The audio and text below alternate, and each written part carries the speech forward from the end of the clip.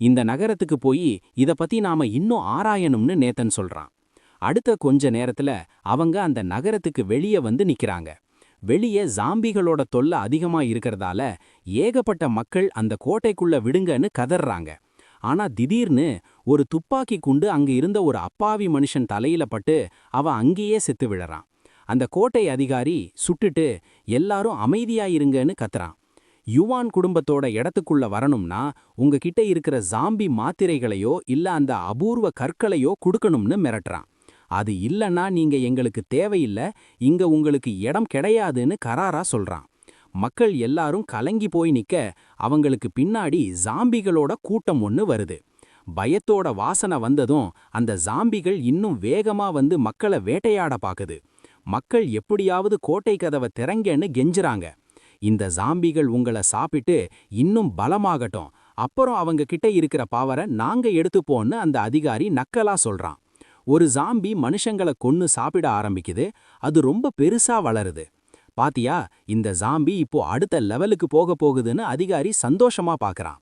அது ரொம்ப பெருசா வளர்ந்துட்டா நம்மால சமாளிக்க முடியுமான்னு ஒரு வீரன் கேக்குறான். யுவான் குடும்பத்தோட ஆதரவு நமக்கு இருக்கு, ஒன்னும் ஆகாதுன்னு அதிகாரி சொல்றான். ஆனா அப்போ ஒரு பைக்ல யாரோ ஒருத்தர் வர்றது தெரியுது. துப்பாக்கி வச்சிருக்கவங்கள தாண்டி பைக்ல பறந்து வந்த நேத்தன் ஒரு ஜாம்பியோட தலைய டயரால நசுக்கிறான். அப்புறம் அந்த பெரிய அசுர ஜாம்பிய குறி வச்சு பைக் சத்தத்தை கேட்டு அது திரும்புறதுக்குள்ள பாயிறான். நேரடியா அந்த அசுரனோட தலையிலேயே மோதி அதை கீழே தள்ள பைக்ல அப்படியே காத்துல பறக்கிறான். அந்த கோர்ட் அதிகாரி நடக்கிறதெல்லாம் பார்த்து மிரண்டு போய் யாரா இந்த பையன் எப்படி இதெல்லாம் பண்றான்னு யோசிக்கிறான். அந்த அசுர ஜாம்பி பின்னாடி நகர்ந்து காத்துல பறந்து வந்த நம்ம ஹீரோவை மறிச்சு அவனோட பைக்கை உடைக்க பாக்குது. முழு பலத்தோட பைக்கை பிடிச்சி தரையில போட்டு அடிக்குது. பைக் பயங்கரமா வெடிக்குது. ஆனா அந்த முட்டாள் அசுரனுக்கு ஒண்ணு தெரியல. நேத்தன் அதுக்குள்ள பைக்கை விட்டு குதிச்சு அட்டாக் பண்ண ரெடி ஆயிட்டான். நேத்தன் தன் வாளை உருவி நெருப்பு சக்தியை ஏத்தி அந்த அசுரனை முடிக்க ஒரு போடு போடுறான். அசுரன் அசையக்கூட முடியாம அந்த அடியை வாங்கி பலமா அடிபடுறான். அடுத்த நிமிஷமே அவனோட உடம்பு விகாரமா மாறி தோல்ல இருந்து ஏகப்பட்ட தலைங்க முளைக்க ஆரம்பிக்குது.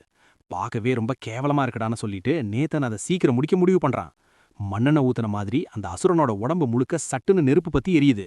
நேத்தன் கெத்தா தரையிறங்கி மத்த ஜாம்பிகளை நோக்கி நடக்கிறான். கணக்கு வழக்கு இல்லாத ஜாம்பி கூட்டம் அவனை குதற ஓடி வருது. ஆனா அவங்களுக்கு அங்க சாவு காத்துக்கிட்டு இருக்கு. இதெல்லாம் ஒரு பிரச்சனையே இல்லைன்னு அந்த கறி குவியல்களை பார்த்து சொல்லிட்டு நேத்தன் மறுபடியும் வாழை எடுக்கிறான்.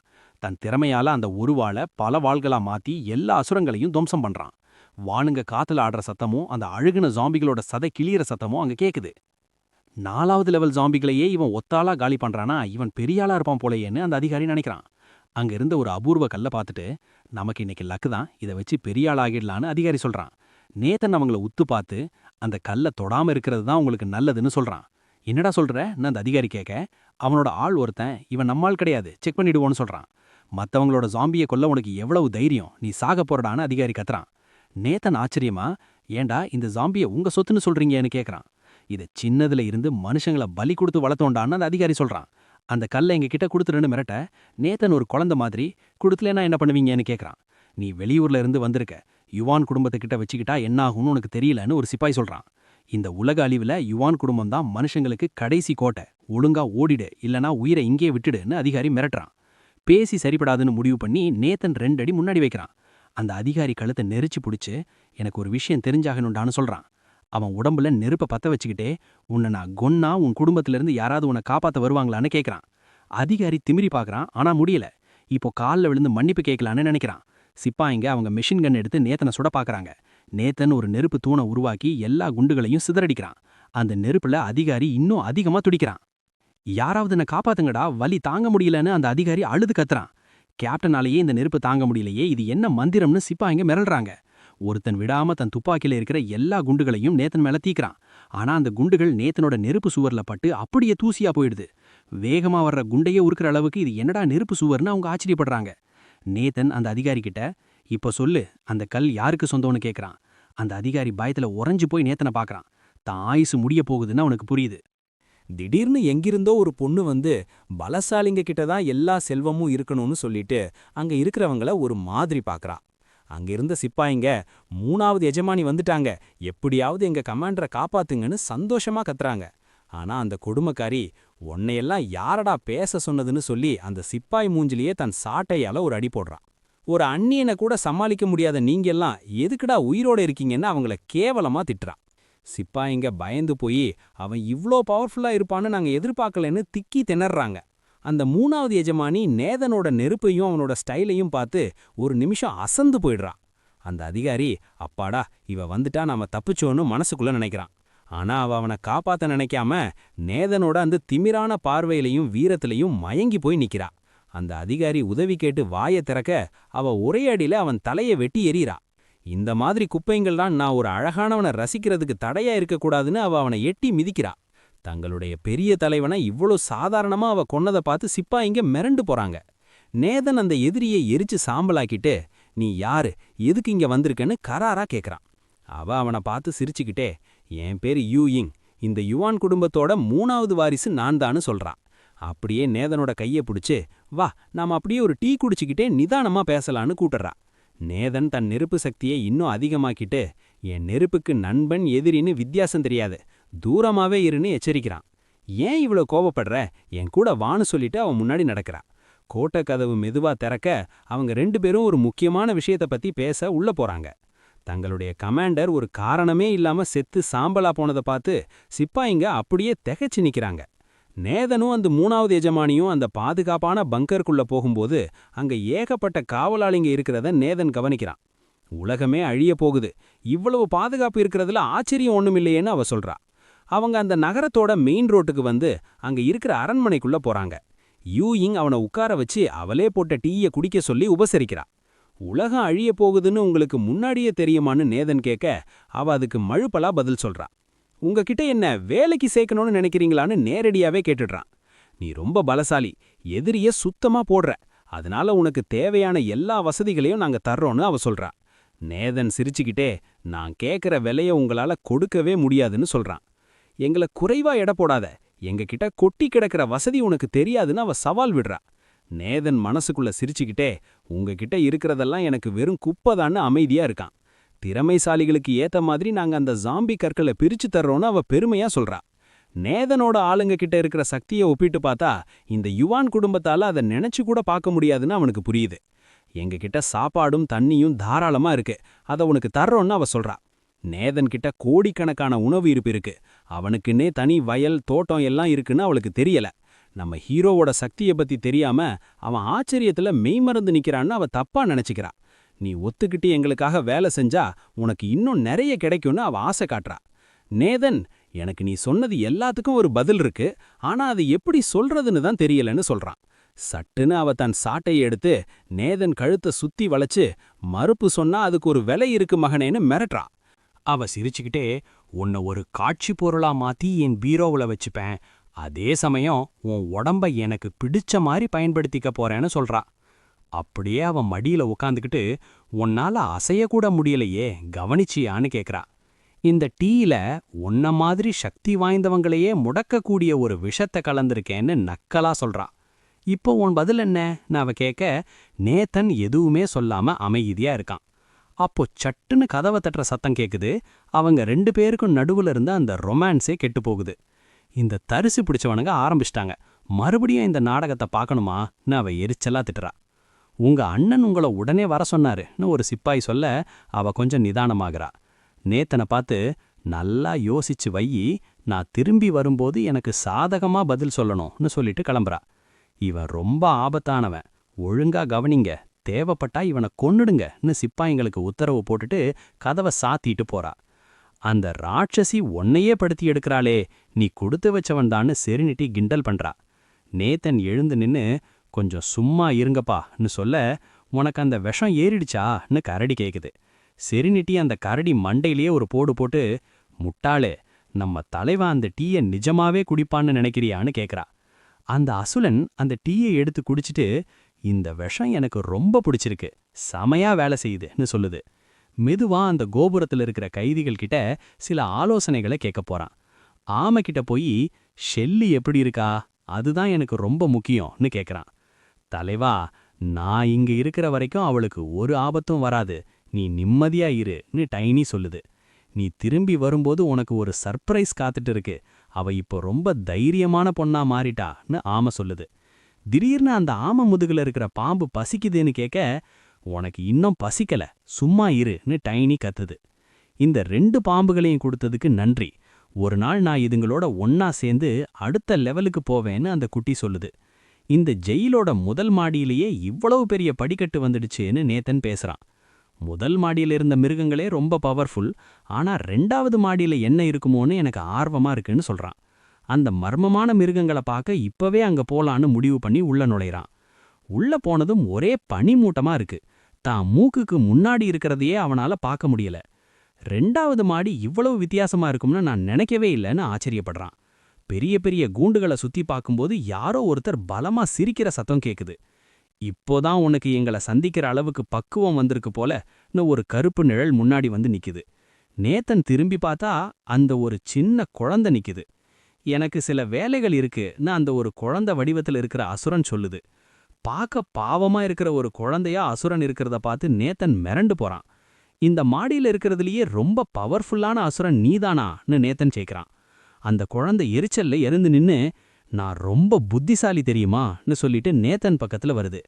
நீ பார்க்க அப்படியே அந்த ஜின்செங் பையன் மாதிரியே இருக்கேன்னு நேத்தன் சிரிச்சுக்கிட்டே சொல்றான். உனக்கு கண்ணு தெரியலையா? என் உருவத்தையும் நெருப்பையும் பார்த்து கூட நான் யாருன்னு உன்னால கண்டுபிடிக்க முடியலையான்னு மிரட்டுது. நெருப்பு மேகத்தோட புனித குழந்தடானான்னு அது கெத்தா சொல்லுது. நெருப்பு மேகங்களை பத்தியும் அதை ஆள்ற ராஜாவை பத்தியும் நான் கேள்விப்பட்டிருக்கேன்னு நேத்தன் சொல்றான்.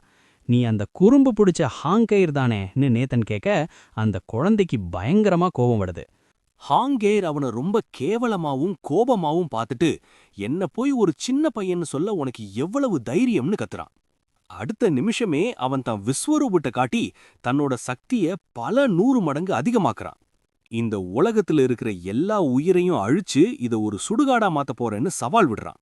என்ன அவமானப்படுத்தின அந்த தேவர்களையும் அவங்களுக்கு பிடிச்ச எல்லாத்தையும் அழிச்சு பழி வாங்குவேன்னு வெறியோட சொல்றான். அவன் அந்த ஜெயில விட்டு தப்பிக்க முயற்சி பண்ண அடுத்த செகண்டே அந்த கோபுரம் தான் வேலையை காட்டுது. பயங்கரமான ஒரு மின்னல் வந்து அவனோட நெஞ்சிலேயே பாயுது.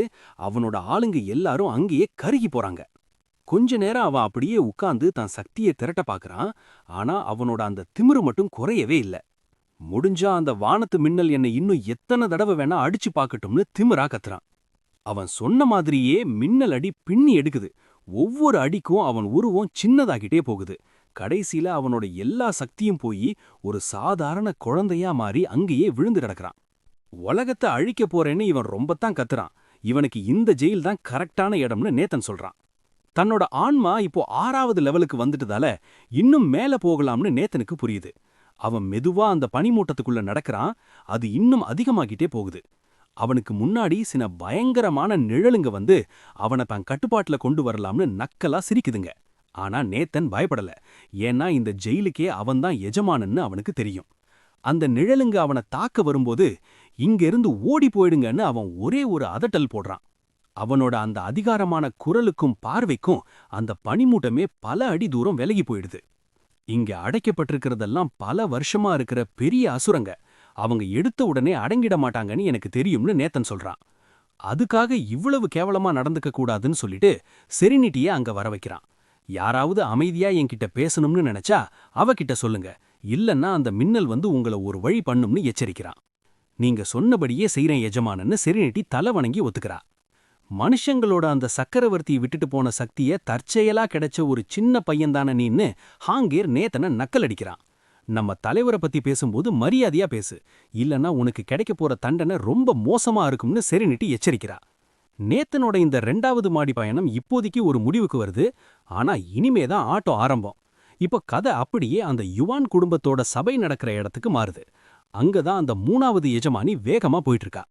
உலகம் அழிய போறதுக்கு முன்னாடியே நம்ம குடும்பத்தை அடுத்த லெவலுக்கு கொண்டு போகணும்னு அந்த குடும்ப தலைவன் சொல்றான். நம்ம முன்னோர்களுக்கு கொடுத்த வாக்க நம்மால இன்னும் நிறைவேற்ற முடியல. இது நம்ம குடும்பத்துக்கே ஒரு அவமானம்னு வருத்தப்படுறான். நம்ம முன்னோர்கள் இப்போ ரொம்ப கோவமா இருக்காங்க. உங்ககிட்ட ஏதாவது உருப்படியான திட்டம் இருக்கான்னு கேக்குறான். ஷென் அப்படின்ற ஒருத்தன் முன்னோர்கள் நமக்கு 3 கஷ்டமான நிபந்தனைகளை போட்டிருக்காங்கன்னு சொல்றான். பலி கொடுக்கறதுக்காக 100 பொண்ணுங்களையும் பசங்களையும் அவங்க கேக்குறாங்கன்னு ஞாபகப்படுத்துறான். அது மட்டும் இல்லாம 3வது லெவல்ல 10 பேர், 4வது லெவல்ல 3 பேர்னு திறமைசாலிகளையும் பலி கேக்குறாங்கன்னு சொல்றான். அந்த சுரங்கத்தை தோண்டி அந்த தங்க பெட்டியை கண்டுபிடிக்கணும். ஆனா அந்த வேலை இப்போ பாதியிலே நிக்குதுன்னு சொல்றான். முன்னோர்கள் கோவமா இருக்காங்கன்னா அவங்களுக்கு இப்போ 4வது லெவல்ல இருக்கிற ஒருத்தரை பலி கொடுக்கணும் போலன்னு ஷென் சொல்றான். ஆனா அந்த லெவலுக்கு ஒருத்தரை வளர்க்கறதுக்கு ரொம்ப காலம் எடுக்கும்னு அங்க இருக்கிற ஒரு பொண்ணு வருத்தப்படுறா. நாம தோண்டிட்டு இருக்கிற அந்த சுரங்கத்துல சக்தி அதிகமா இருக்கிறது உண்மைதான். ஆனா அது இப்போ ரொம்ப மாசடைஞ்சு போயிருக்குன்னு அவ சொல்றா. இவ்வளவு பெரிய புதையல் மேல உட்கார்ந்துகிட்டும் நம்மால எதையுமே தொட முடியலையே அண்ணா அவ கூட இருக்கிறவன் சொல்றான். அந்த தங்கப்பெட்டி சுரங்கத்தோட ஆழத்துல தான் இருக்கு. ஆனா அங்க ஏகப்பட்ட அசுரங்க காவல் காக்கறாங்கன்னு வருத்தப்படுறாங்க. முன்னோர்கள் கோபமா இருந்தா அவங்க நிபந்தனைய நிறைவேற்ற நமக்கு இன்னும் கொஞ்சம் டைம் வேணும்னு ஒரு முடிவுக்கு வராங்க. நம்மால அந்த தங்கப்பெட்டியை எடுக்க முடியலன்னா திறமசாலியான ஒருத்தனை பலி கொடுத்து தான் ஆகணும்னு குடும்பத் தலைவன் கராரா சொல்றான். நம்ம குடும்பத்து ஆளுங்கள பலி கொடுக்க முடியாது. இப்ப இந்த அவசரத்துல வேற யார பிடிக்கிறதுன்னு எல்லாரும் யோசிக்கிறாங்க. அப்போ அந்த 3வது எஜமானி குறுக்க வந்து, இந்த பிரச்சனைக்கு என்கிட்ட ஒரு தீர்வு இருக்கு. ஆனா அதுக்கான பேரு எனக்கு தான் கிடைக்கணும்னு சொல்றா. தாத்தா அவள நிமிர்ந்து பார்த்து, நிஜமாவே அந்த மாதிரி ஒருத்தனை இப்பவே கூட்டிட்டு வர முடியுமான்னு கேக்குறாரு.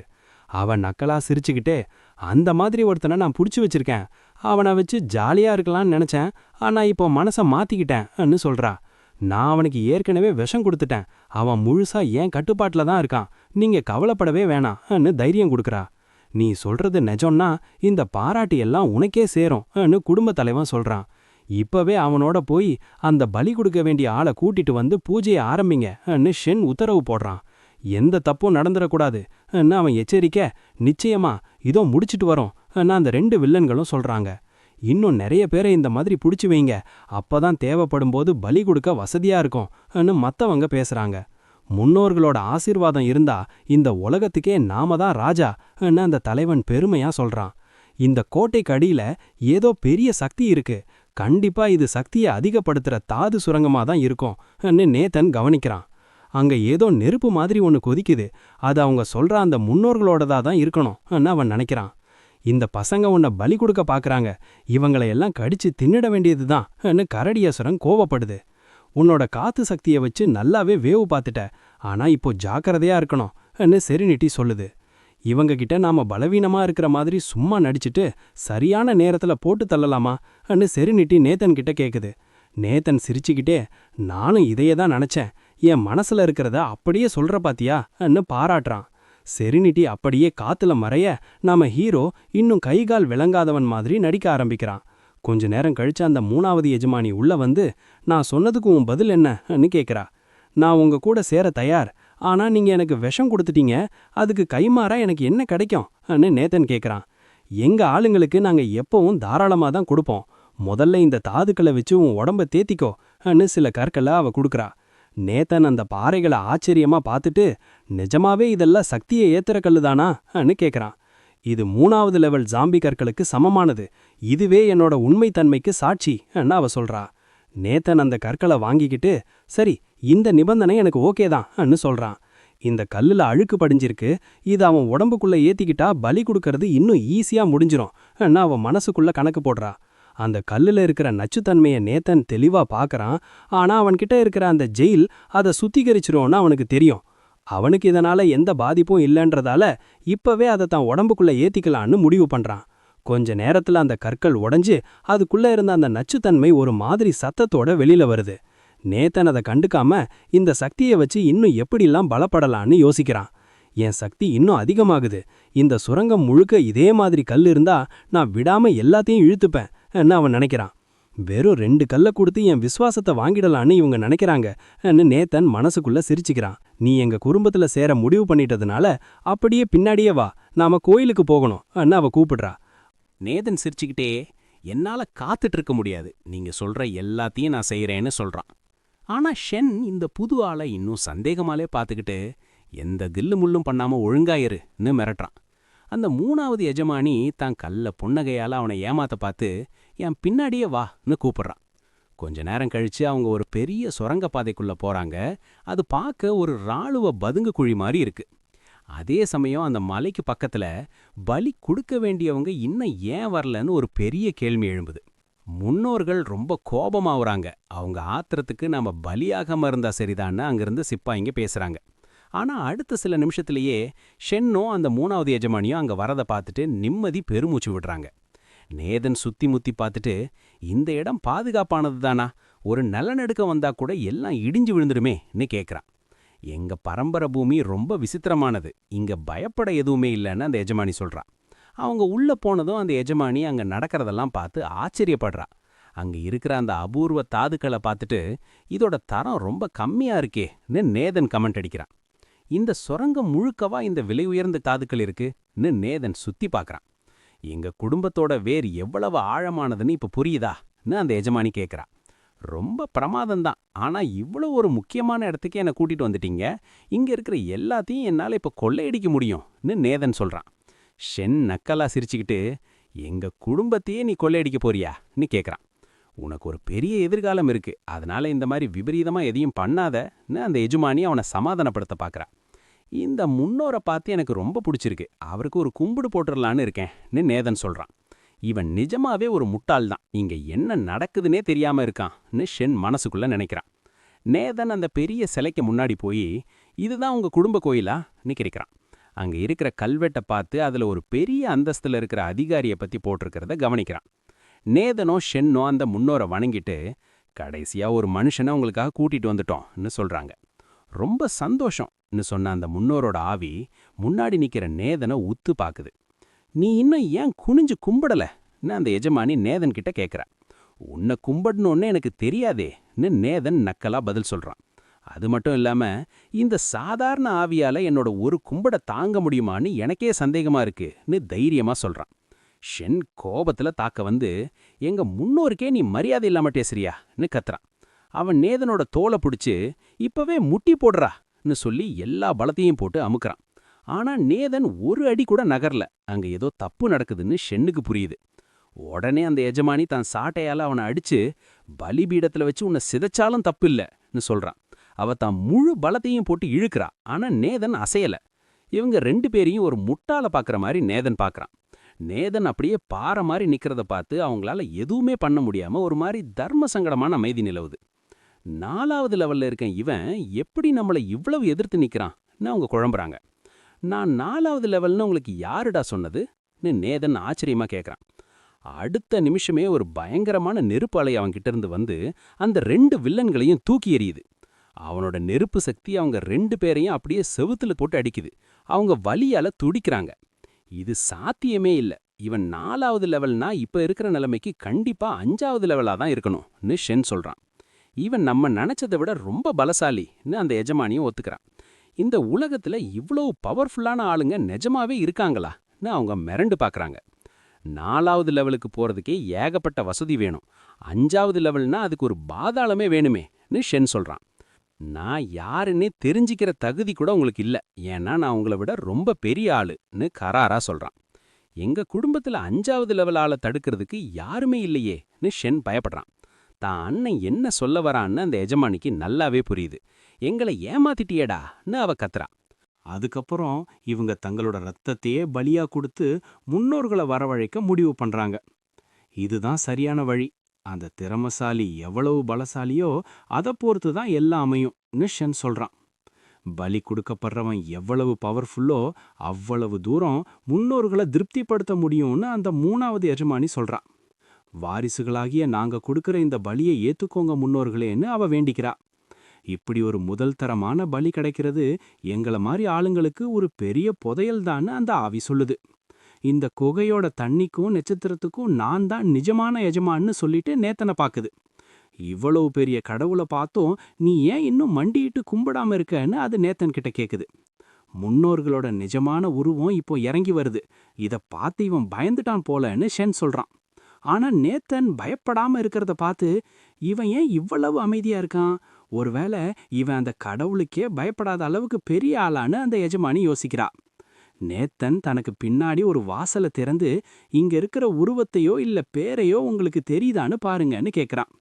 கரடியும் லேவும் இவனை எங்களுக்கு ரொம்ப காலமாவே தெரியும், ஒன்னா உட்காந்து சரக்கெல்லாம் அடிச்சிருக்கோன்னு பேசுறாங்க. இவன் உயிரோட இருந்தப்ப இவன் கீழே கொஞ்சம் குட்டி குட்டி பசங்க வேலை செஞ்சிட்டு இருந்தாங்கன்னு செர்னிட்டி சொல்லுது. நமக்கு முன்னாடி நிக்கிறது வெறும் தண்ணி பிரிவை கவனிச்சுக்கிற ஒரு சாதாரண வேலைக்காரன்தான்னு கரடி அசுரன் சொல்லுது. தான் முன்னாடி திடீர்னு வந்த அசுரங்களை பார்த்துட்டு, இது அந்த இடி மின்னல் வீரன் லேதானா, இவன் எப்படி இங்க வந்தான்னு அந்த வேலைக்கார ஆவி மறலுது. பழங்கால கடவுளுங்கெல்லாம் எப்பவோ செத்துட்டாதாச்சே, நீங்க எப்படி இங்க வந்தீங்கன்னு அது கேக்குது. உன் முதலாளியா இருந்த அந்த கருப்பு காத்து ராஜா தான் உன் முன்னாடி நிக்கிறாருன்னு அந்த அசுரன் ஞாபகப்படுத்துது. ஆனா அந்த அதிகாரி ஆவி இப்படி ஒருத்தரை பத்தி நான் கேள்விப்பட்டதே இல்லையேன்னு சொல்லுது. கரடி அசுரன் முன்னாடி பாஞ்சி என் பேரை கூட தெரியாத இந்த சின்ன திருடன் இன்னைக்கு சாக போறான்னு சொல்லுது. இந்த கடவுளோட இடத்துல எந்த அசுரனும் ஆட்டம் போட நான் விடமாட்டேன்னு அந்த ஆவி கத்துது. அந்த தண்ணி தெய்வம் செத்து போச்சு, அதோட தகுதி இப்போ எனக்கு தான் சொந்தம்னு அது சொல்லுது. சின்ன தெய்வங்களையும் அசுரங்களையும் இப்பவே கொன்னு எனக்கு சாப்பாடா மாத்திப்பேன்னு சவால் விடுது. இது கடவுளையே கட்டி போடுற வலை, இதுல ஒரு வாட்டி சிக்கிட்டா உன் ஆன்மாவால கூட அசைய முடியாதுன்னு அது சொல்லுது. ஆஹா, இது சூப்பர், முன்னோர்கள் ஒரே அடியில இவங்கள அடக்கிட்டாங்கன்னு ஷென் சந்தோஷப்படுறான். நீங்க ஜெயிச்சிட்டீங்க, இப்போ அடுத்த லெவலுக்கு போயிட்டீங்கன்னு அந்த 2 பேரும் ஐஸ் வைக்கிறாங்க. ஆனா கரடி அசுரன் சட்டுன்னு அந்த சங்கிலிகளை உடைச்சிட்டு நான் தான் இங்க எல்லாத்துக்கும் மேலன்னு ஒரு மிதி மிதிக்குது. அந்த முன்னோராவி பல அடி தூரம் பறந்து போய் ஒரு பாறையில மோதுது. இந்த வலையை உன்னால எப்படி உடைக்க முடிஞ்சதுன்னு அது பயத்துல கேக்குது. உன்னை விட மேல இருக்கிற எங்களை உன் சக்தியால ஒன்னும் பண்ண முடியாதுடான்னு கரடி சொல்லுது. நேத்தனோட அசுரங்க எல்லாம் ஒன்னா சேர்ந்து அட்டாக் பண்ணி அந்த சங்கிலிகளை உடைச்சி எதிரிகளை தாக்குறாங்க. இது எப்படி சாத்தியம்? ஷென்னும் அந்த எஜமானியும் பின்னாடி குதிச்சு ஆச்சரியப்படுறாங்க. இந்த சங்கிலிகள்லாம் பேப்பர் மாதிரி இருக்கு, இதை உடைக்கிறது எவ்வளவு ஈஸியா இருக்கு பாருங்கன்னு நேத்தன் சொல்றான். நிஜமான பலம்னா என்னன்னு இப்போ காட்டுறோன்னு நேத்தன் சொல்றான். 3 பெரிய தளபதிகளுக்கு முன்னாடி தான் தப்பு பண்ணிட்டோன்னு இப்போ அந்த ஆவிக்கு புரியுது. என்னை மன்னிச்சிடுங்கன்னு அது கெஞ்சுது. ஆனா கரடியசுரன் அது மேல பாஞ்சே இனிமே சொல்லி என்ன புண்ணியம்னு ஒரு போடு போடுது. அந்த அசுர அடியை தாங்க முடியாம அந்த ஆவி பலமா அடிபடுது. ரொம்ப காயமான அந்த ஆவி என்னை விட்டுடுங்கன்னு சொல்லிட்டு வானத்துல பறந்து தப்பிக்க பாக்குது. ஆனா நம்ம ஹீரோக்கள் அதை விட தயாரா இல்ல. எங்க கோபத்திலிருந்து நீ தப்பிச்சிருவேன்னு நிஜமாவே நினைக்கிறியான்னு லே நக்கலா கேக்குறான். அப்படியே ஒரு ராட்சச மின்னலை வரவழைச்சு அந்த ஆவி மேல இறக்க போறான். அந்த திமிரு புடிச்ச முன்னோராவி சுதாரிக்கிறதுக்குள்ள ஒரு மரண பொறியில வந்து சிக்கிக்கிச்சு. இவ்வளோ பவர்ஃபுல்லான ஒரு ஆவி இப்படி ஓடி போகுதே, இதுல ஏதோ இடிக்குதேன்னு ஷென்னும் அந்த 3வது எஜமானியும் குழம்புறாங்க. நேத்தன் ஒரு ஹீரோ மாதிரி கெத்தா வந்து நிக்கிறான். இவனுக்கு இவ்வளோ பெரிய சக்தி எங்கிருந்து வந்ததுன்னு அவங்க 2 பேரும் முழிக்கிறாங்க. இவன் சுரங்கத்தோட மைய பகுதிக்கே போயிட்டான். இதை உடனே குடும்ப தலைவர்கிட்ட சொல்லணும்னு அந்த எஜமானி பதறா. ஆனா அடுத்த சில நிமிஷத்திலேயே அந்த முன்னோராவி ஒரு பயங்கரமான அடியை வாங்கி அவளுக்கு பக்கத்திலேயே வந்து விழுது. அவங்கள கோபமா பார்த்துட்டு, உங்களால தான் எனக்கு இந்த தோல்வியும் கஷ்டமும் வந்ததுன்னு அந்த ஆவி சொல்லுது. தன் தண்ணி கைகளால அவங்க 2 பேரையும் புடிச்சுக்கிட்டு உங்களை இப்ப தண்டிக்க போறேன்னு சொல்லுது. அவங்க ஏதோ பேச வர்றாங்க. ஆனா வாய மூடுங்கடா, உங்க அதிகாரம் செல்லுபடியாகிற காலம் முடிஞ்சு போச்சு, இப்போ அதுக்கு நீங்க விலை கொடுத்தே ஆகணும்னு அதை அதட்டுது. 4வது லெவல்ல இருக்கிற 2 பேரை பலி கொடுக்கறதும் கெட்ட விஷயம் இல்ல, இது எனக்கு அடுத்த லெவலுக்கு போக உதவும்னு அந்த ஆவி சொல்லுது. பார்க்க பக்தன் மாதிரி இருக்கிற இந்த அயோக்கியன் எத்தனையோ சின்ன பசங்களை தின்றுக்கான்னு செரெனிட்டி சொல்லுது. நீங்க முதல்ல இதை நிறுத்துங்கடா, ஒரு அசுரன் இன்னொரு அசுரனுக்கு எது தப்பு எது சரின்னு பாடம் எடுக்க கூடாதுன்னு நேத்தன் அவங்கள அடக்குறான். நேத்தன் இப்போதான் 5வது லெவலுக்கு போயிருக்கான். ஒரு ஒளி வட்டத்துல இருந்து ஏகப்பட்ட ஞாபகங்களை தான் மனசுக்குள்ள ஏத்திக்கிறான்.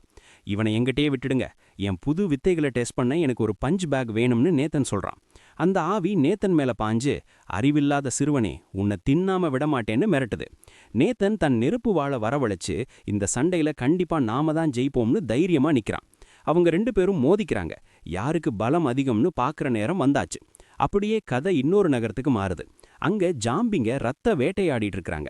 உயிரோடு இருக்கிறவங்க எப்படியாவது தப்பிக்கணும்னு ஒரு அரண்மனைக்குள்ள ஓடி போய் ஒளியிறாங்க. அங்க இருக்கிற சாமியார்கள் எல்லாம் கடவுள் தங்களை கைவிட மாட்டாருன்னு நம்பிக்கையோட வேண்டிக்கிட்டு இருக்காங்க. சரியான நேரத்துல கடவுள் வந்து இந்த அசுத்தத்தை அழிப்பாருன்னு அவங்க இன்னும் உறுதியா நம்புறாங்க. ஆனா அவங்க வேண்டுதல் கதவை உதவல. ஏகப்பட்ட ஜாம்பிகள் கதவை உடைச்சிக்கிட்டு உள்ள நுழையுது. அங்க இருக்கிற சாமியார்களை புடிச்சு அந்த ஜாம்பிங்க தின்ன ஆரம்பிக்குது. ஆனாலும் அந்த சாமியார்கள் தங்களை இந்த அகோரமான விதியிலிருந்து கடவுள் காப்பாத்துவாருன்னு வேண்டிக்கிட்டே இருக்கிறாங்க. ஒரு ஹீரோக்கள் டீம் அந்த இடத்துக்கு வந்து அந்த சாமியார்களை காப்பாத்த போராடுறாங்க. ஜாம்பி கூட்டத்தை அழிச்சுக்கிட்டே அவங்க முன்னேறி வர்றாங்க. ஒரு பொண்ணு அந்த சாமியார்கள் கிட்ட இங்கிருந்து சீக்கிரம் ஓடுங்கன்னு கத்துறா. ஆனா அவங்க அதை கேட்காம வேண்டிக்கிட்டே இருக்கிறாங்க. சுத்தி நடக்கிற எதையுமே கண்டுக்காம சாமியார்கள் சிலையாட்டம் நிக்கிறத பார்த்து அந்த பொண்ணு மிரண்டு போறா. இவங்களுக்கு பைத்தியம் தான் பிடிச்சிருக்கு போலன்னு அவ வருத்தப்படுறான். அப்போ உருவத்துல ரொம்ப பெரிய ஜாம்பிகள் வந்து அவங்கள தாக்குது. அந்த பெரிய கூட்டத்தை தடுத்து நிறுத்த அவங்க போராடுறாங்க. ஆனா சாமியார்கள் இன்னும் நம்பிக்கையிலேயே இருக்கிறாங்க. திடீர்னு அந்த அரண்மனைக்கு மேலே சில தெய்வங்களோட நிழல்க தோன்றி மெதுவா கீழே இறங்கி வருது. அவங்க கும்பிடுற சிவன், இந்திரன், அப்புறம் காளி தெய்வம் எல்லாரும் நேர்ல வந்த மாதிரி இருக்கு. நம்ம கடவுளுங்க நம்ம காப்பாத்த வந்துட்டாங்கன்னு சாமியார்கள் சந்தோஷப்படுறாங்க. தெய்வங்கள் நிஜமாவே அவங்களுக்கு உதவ முடிவு பண்ணி சிவன் தன் சக்தியால ஜாம்பிகளை அழிக்க ஆரம்பிக்கிறாரு. ஜாம்பிகள் அந்த சக்தியை தடுக்க பார்க்கறாங்க. ஆனா ஒரு கடவுளுக்கு முன்னாடி சாதாரண ஜாம்பிகளால என்ன பண்ண முடியும்? கடவுளுங்க தன் எதிரிகளை அழிக்கிறத பார்த்து அந்த சாமியார்கள் ரொம்பவே குஷியாகறாங்க. அந்த அப்பாவி மக்கள் தங்களை காப்பாத்தின அந்த கடவுளுங்களை நிமிந்து பார்த்து நன்றியோட கும்பிடுறாங்க. சிவன் ஏதோ ஒரு விசித்திரமான மந்திரத்தை சொல்லி சில தாது கற்களை மத்த கடவுளுங்க கிட்ட கொடுக்கறாரு. காளி தேவி அந்த கல்லை ருசி பார்த்துட்டு பயங்கரமா சிரிக்க ஆரம்பிக்கிறா. பல்லாயிரக்கணக்கான உயிர் மேல இருக்கிற ருசி இந்த ஒரு கல்லுலயே இருக்குன்னு அவ சந்தோஷமா சொல்றா. கொஞ்சம் மெனக்கெட்டா இந்த ருசி ஓகே தான், ஆனா எனக்கு வேற ஒன்னு பிடிச்சிருக்குன்னு இந்திரன் சொல்றான். இதெல்லாம் பார்த்துட்டு இருந்த மக்கள் இதெல்லாம் என்ன கொடுமைன்னு பயத்துல கேக்குறாங்க. சிவன் தன் விரலை சொடுக்கின உடனே மனுஷங்களோட அந்த உயிர் சக்தியை அறுவடை பண்ண ஆரம்பிக்கிறாரு. அந்த சாமியார்களை காப்பாத்தின வீரர்களை ஏன் கடவுளுங்க காத்துல தூக்குறாங்கன்னு அவங்களுக்கு புரியல.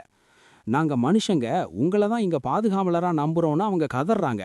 ஆனா அது எதையும் கேட்காம அந்த கடவுள் அவங்கள ஒரே அடியில வெறும் கரி துண்டா மாத்திடுறாரு. தங்களை காப்பாத்த வந்தவங்க இப்படி வெறும் கரி குவியலா மாறுறத பார்த்து அந்த சாமியார்கள் நடுங்குறாங்க. இந்த கொடூரமான கொலைக்கு அப்புறம் அந்த மனுஷங்களோட உயிர் சக்தி சின்ன சின்ன கற்களா மாறுது. அந்த சக்தியை ருசி பார்த்த கடவுளுங்க உயிரோட இருக்கிற மனுஷங்க கிட்ட இருந்து வர்ற சக்தி தான் ரொம்ப ருசியா இருக்குன்னு பேசுறாங்க. ஜாம்பிகளையும் இந்த திறமைசாலி மனுஷங்களையும் விடாம கண்காணிச்சுக்கிட்டே இருக்கணும்னு ஒரு முடிவுக்கு வர்றாங்க.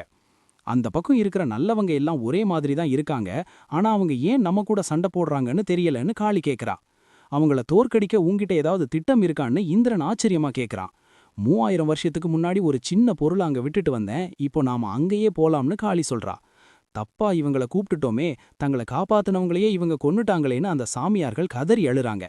அப்போ அவங்களுக்கு பின்னாடி ஏதோ பெரிய சத்தம் கேக்குது. திரும்பி பார்க்கறாங்க.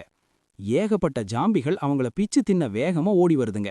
இப்போ கதை மறுபடியும் அந்த யுவான் குடும்ப கோட்டைக்குள்ள திரும்புது. சுரங்கத்தோட ஆழத்துல வேலைக்காரங்களை ராணுவக்காரங்க போட்டு வாட்டுறாங்க. அவங்க யார்கிட்டையும் இரக்கமே காட்டல. உயிரோட இருக்கணும்னா சோம்பேறித்தனம் படாம வேகமா வேலை செய்யுங்கடான்னு கத்துறாங்க. ஒழுங்கா வேலை செஞ்சா எங்களை குடும்பத்துல சேர்த்து போன்னு சொன்னீங்களேன்னு ஒரு வேலைக்காரன் எதிர்த்து பேசுறான். அப்போ யூஜின் அப்படின்ற ஒரு இளைஞன் அங்க வந்து எப்ப வேணா நீங்க எங்க குடும்பத்துல சேரலாம்னு சொல்றான். சாப்பாடு கொடுத்ததுக்கு பதிலா கொஞ்சம் வேலை செய்ய சொன்னா இப்படி நச்சரிக்கிறீங்களேன்னு அவன் கேக்குறான். வேலைக்காரங்க பயப்பட ஆரம்பிக்க, ஒன்னு சாப்பாட்டு திருப்பி கொடுத்துட்டு பட்டினியா இருங்க, இல்லனா வேலைய பாருங்கன்னு மிரட்டுறான். நாங்க கேக்குற அந்த பெட்டியை தோண்டி எடுத்துட்டா உங்க எல்லாருக்கும் ஒரு பரிசு காத்துட்டு இருக்குன்னு சொல்றான். இந்த வேலையை செஞ்சா உங்க உடம்புல இருக்கிற அந்த விஷம் போயிடும்னு அவன் சொல்ல, வேலைக்காரங்க தங்கள் கைகளை பாக்குறாங்க. நீங்க ஏற்கனவே செத்துக்கிட்டு இருக்கீங்க, தோண்டுனா மட்டும்தான் உயிரோட இருக்க முடியும்னு யூஜின் கராரா சொல்றான். கவலைப்படாதீங்க, அந்த மாத்திரை கிடைச்சா நீங்க அடுத்த லெவலுக்கு போயிடலாம்னு ஆசை காட்டுறான். நம்ம சின்ன எஜமானுக்கு தான் கூட்டத்தை எப்படி கையாள்றதுன்னு நல்லா தெரியுதுன்னு ஒரு சிப்பாய் பாராட்டுறான். முன்னோர்கள் கேட்ட அந்த பெட்டி இங்கதான் எங்கேயோ இருக்கு, சீக்கிரம் கண்டுபிடிச்சிடுவோம்னு யூஜின் சொல்றான். அடுத்த நிமிஷமே ஒரு பயங்கரமான நிலநடுக்கம் வந்து பாறைகள் எல்லாம் செறிஞ்சு விழுது. அங்க நேத்தனுக்கும் அந்த முன்னோர் ஆவிக்கும் நடுவுல பயங்கரமான சண்டை நடக்குது. நேத்தன் தன் எதிரியை விட ரொம்ப பலசாலியா இருக்கான். அந்த ஆவி அடிமேல அடி வாங்கிட்டு இருக்கு. தன் பின்னாடி ஏகப்பட்ட அசுரங்க இருக்கிறத பார்த்துட்டு அந்த ஆவி இனிமே நாம பிழைக்க மாட்டோம்னு பயப்படுது. நேத்தன் மெதுவா அவன் பக்கத்துல போய், இன்னும் எனக்கு வேர்க்கவே இல்லடா, வா இன்னும் கொஞ்சம் சண்டை போடுவோம்னு நக்கலா கூப்பிடுறான். அதுக்கப்புறம் நேத்தன் வேகமா பாய்ஞ்சு வந்து இந்த அடிய ருசி பாருடான்னு சொல்லிட்டு ஒரு நெருப்பு பந்தா உருட்டி அவன் மேல வீசுறான். அந்த ஜெனரல் பக்கத்துல குதிச்சு தப்பிக்க அவன் நின்ன இடத்துல ஒரு பயங்கரமான வெடி சத்தம் கேக்குது. நேத்தன் விடாம அவனை துரத்தி துரத்தி அடிக்கிறத பார்த்துட்டு இவன் என்ன பைத்தியக்காரனா இருப்பான் போலேயேன்னு அந்த எதிரி நினைக்கிறான். நேத்தன் முகத்துல ஒரு சிரிப்போடையே அந்த எதிரிய சீக்கிரம் முடிக்கணும்னு வேகமா தாக்குறான். கொஞ்ச நேரத்துல அந்த எதிரி பிழைச்சா போதும்னு அங்கிருந்து பறந்து தப்பிக்க பார்க்கறான். நீ நினைச்சாலும் என்கிட்ட இருந்து தப்பிக்க முடியாதரான்னு சொல்லிட்டு நேத்தன் அவன் பின்னாடியே பாயறான். அடுத்த செகண்டு ஒரு பயங்கர வெடி சத்தம். நேத்தன் அவனை புடிச்சிட்டான்றத அது காட்டுது. இங்க கீழே இருக்கிற யூஜன் எங்கிருந்துடா இவ்வளோ பெரிய சத்தம் வருது, எல்லாம் இடிஞ்சு விழுதுன்னு ஆச்சரியப்படுறான். நம்ம 3வது எஜமானி ஒரு புது ஆளை பிடிச்சி பலி கொடுத்தாங்கல்ல, அதான் அந்த சத்தமா இருக்கும்னு ஒரு சிப்பாய் சொல்றான். நம்ம முன்னோர்கள் தண்ணியை ஆள்றவங்க, அவங்க கூட இருந்தா நாம கண்டிப்பா ஜெயிச்சிடலான்னு யூஜின் சொல்றான். நம்ம குடும்பம் இந்த உலகத்தையே ஆளப்போகுது, நாம தான் இளவரசங்கன்னு மத்தவங்க கனவு காண்றாங்க. ஆனா யூஜின் இப்பவே இதெல்லாம் சொல்ல முடியாது, பொறுத்திருந்து பாப்போம்னு சொல்றான். திடீர்னு வேலைக்காரங்க ஏதோ ஒன்ன கண்டுபிடிச்சிட்டு இது என்னதுன்னு மிரண்டு போய் கேட்கறாங்க. அந்த நிலநடுக்கத்துல பாறைகள் எல்லாம் சரிஞ்சு அவங்க பிளான் பண்ணதுக்கு முன்னாடியே ஒரு பெரிய கதவு அங்க தெரியுது. கண்டிப்பா இந்த கதவுக்கு பின்னாடி அந்த தங்கப்பெட்டி தான் இருக்கணும்னு யூஜின் உறுதியா சொல்றான். வேலைக்காரங்க தங்கள் முழு பலத்தையும் போட்டு அந்த கதவை திறக்க போராடுறாங்க. அந்த கதவு ரொம்ப பெருசா இருந்தாலும் ஒரு வழியா அதை திறந்துட்டாங்க. யூஜின் தன் காவலாளிகளோட உள்ள நுழைய ஒரு பிரகாசமான வெளிச்சம் அவன் கண்ணையே மறைக்குது. உள்ள உத்து பார்த்ததும் அங்க நிஜமாவே அந்த தங்கப்பெட்டி இருக்கிறத அவன் பார்க்கறான்.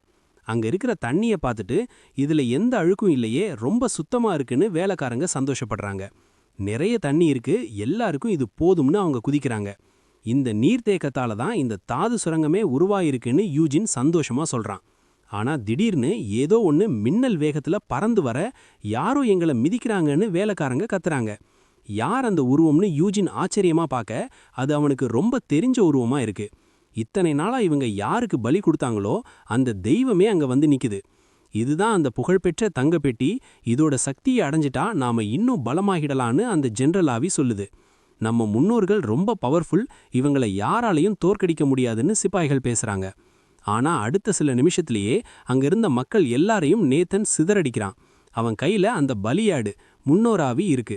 நேத்தன் அந்த ஜெனரலோட முதுகுலையே ஒரு பலமான அடி கொடுக்க